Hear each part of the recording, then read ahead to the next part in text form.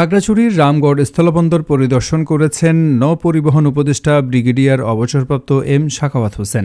রবিবার দুপুরে স্থলবন্দর পরিদর্শনকালে রামগড় ইমিগ্রেশন ভবন, মৈত্রী সেতুসহ স্থলবন্দরের নির্মাণাধীন বিভিন্ন কার্যক্রম ঘুরে দেখেন তিনি। পরিদর্শন শেষে সাখাওয়াত হোসেন বলেন, রামগড় স্থলবন্দর থেকে বাংলাদেশ কতটা লাভবান হবে তা দেখার বিষয় রয়েছে। এজন্য স্থলবন্দরের সুবিধা অসুবিধা খতিয়ে দেখে করণীয় নিরূপণে একটি কমিটি গঠন হবে।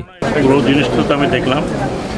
এখন একটা কমিটি হবে, কমিটি আসবে, কমিটি পুঙ্খানুপুঙ্খভাবে দেখবে, ওনারা অ্যাসেস করবে। তার আগে আমি বলতে পারবো না, কারণ এখন তো এইটা কার্যক্রম শুরু হয়। কি এক্সপোর্ট হবে হবে না, পাবলিক কত যাবে কি যাবে না, আমাদের রেভিনিউ কী হবে, কতখানি হবে, আমাদের লাভ কতখানি হবে, সেটা দেখার জন্য একটা কমিটি আমি ফিরে গিয়ে ইনশাআল্লাহ একটা কমিটি করে দেবো। সেই কমিটি এসে দেখে তাদের মতামত যখন দেবে তখন বুঝতে হবে। খুব ফাস্ট হয়েছে, ভেরি ফাস্ট।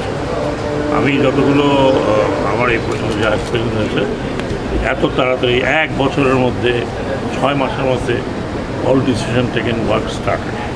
স্যার, এই ল্যান্ডপোর্ট বাংলাদেশের অর্থনীতিতে কী ভূমিকা রাখবে? সেটা তো বললাম, সেটা আমি এই মুহূর্তে বলতে পারবো না।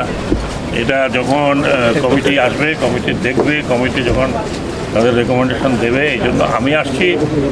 কমিটি তৈরি করার আগে আমি নিজে একটু দেখে গেলাম। বাংলাদেশ স্থলবন্দর কর্তৃপক্ষের chairman Mohammad Manjarul Mannan, Guimara sector commander colonel S M. Abul Ehsan, খাগড়াছড়ির জেলা প্রশাসক Mohammad Shahiduzzaman, police super Arefin Jewel, Ramgarh UNO Mamata Afrin সহ সংশ্লিষ্টরা এ সময় উপস্থিত ছিলেন।